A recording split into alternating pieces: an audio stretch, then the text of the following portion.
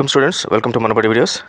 Telangana EAP set తెలంగాణలో ఉన్న top engineering colleges, top 20 కాలేజెస్లో సిఎస్సి కట్ ఆఫ్ ఎంత ఉంది.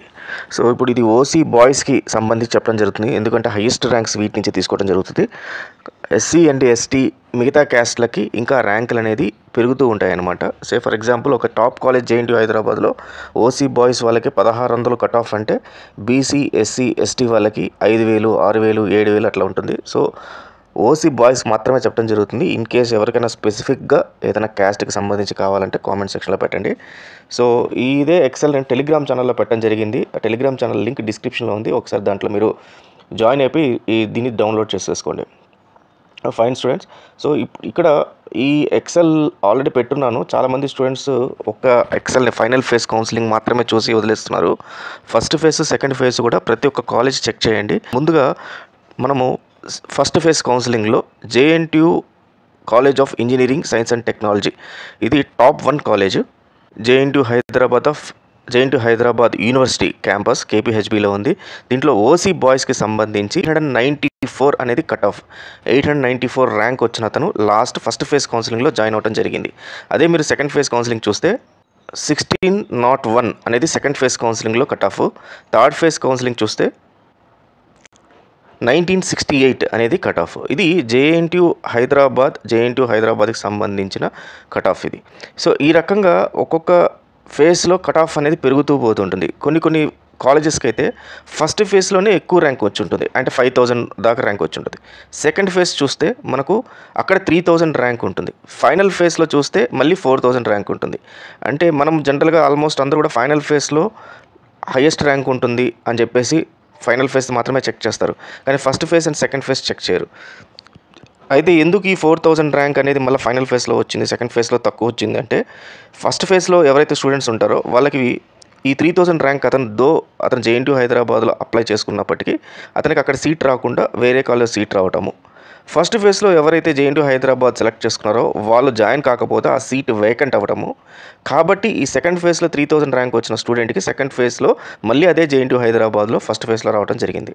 సో ఇదే దీంట్లో ఈవెన్ ఫైనల్ ఫేజ్ కూడా ఉంటుంది. కాబట్టి నా సలహా ఏంటంటే 3 phases, first, second and final phase 3 documents చూసుకోండి. నేనైతే ఫైనల్ ఫేజ్ సంబంధించి చెప్తూ వస్తాను. సో ఫస్ట్ వచ్చి జేఎన్టీయూ హైదరాబాద్ కుక్కట్పల్లిలో ఉంది, హైదరాబాద్ సిటీలో 1960 final phase rank cut off రావడం జరిగింది. విఎన్ఆర్ విజ్ఞాన్ జ్యోతి బాచుపల్లిలో ఉంది. ఇవన్నీ కూడా సిఎస్సికి సంబంధించింది. సిఎస్సి స్పెషలైజేషన్ కాదు, ఓన్లీ సిఎస్సికి సంబంధించింది. సిఎస్సి స్పెషలైజేషన్ మళ్ళీ డిఫరెంట్గా ఉంటుంది, మిగతా కోర్సెస్ కూడా డిఫరెంట్గా ఉంటుంది. కాబట్టి ఇది సిఎస్సి కింద కన్సిడర్ చేయండి. సిఎస్సి విఎన్ఆర్ విజ్ఞాన్ జ్యోతి 2580 అనేది కట్ ఆఫ్, అంటే 2580 ర్యాంక్ వచ్చిన అతను ఫైనల్ ఫేజ్లో అతనికి సీట్ వచ్చింది.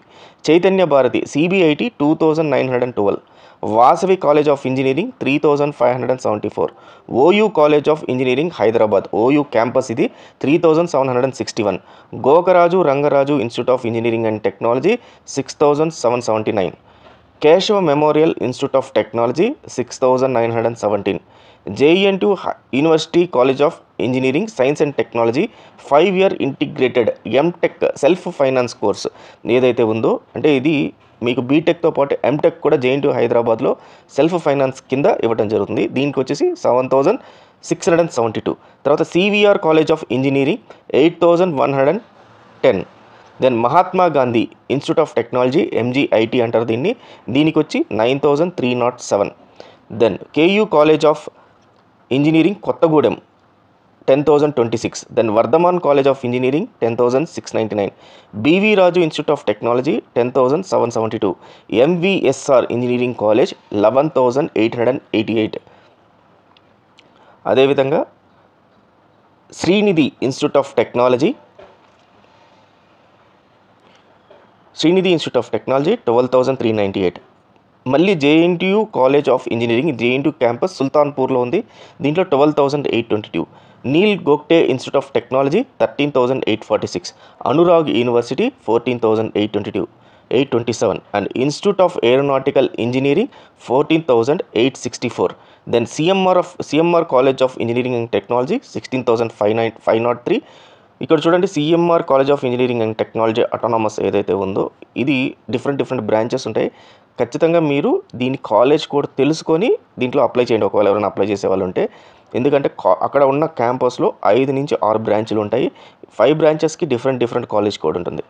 Then Guru Nanak institute of engineering technology 17,663, Gitanjali 18,969 and Vidya Jyothi 19,512 and SR university 19,540. ఈ రకంగా మీకు ప్రతి ఒక్క కాలేజ్ యొక్క టాప్ ఏదైతే కట్ ఆఫ్ ర్యాంక్ ఉందో ఆ cut off rank for CSE group అయితే కింద ఇవ్వడం జరిగింది. సో ఈ 3 ఎక్సెల్స్ని మీరు డౌన్లోడ్ చేసుకోండి. దీంట్లో మీరు ఓసీ బాయ్స్ కింద ఏదైతే ఉందో ఓసీ బాయ్స్ని సార్ట్ చేయండి. ఎలా సార్ట్ చేస్తారంటే A to Z ఆర్డర్ కింద సార్ట్ చేయండి. సార్ట్ చేస్తే మీకు ఈ రకంగా ర్యాంక్స్ వస్తాయి.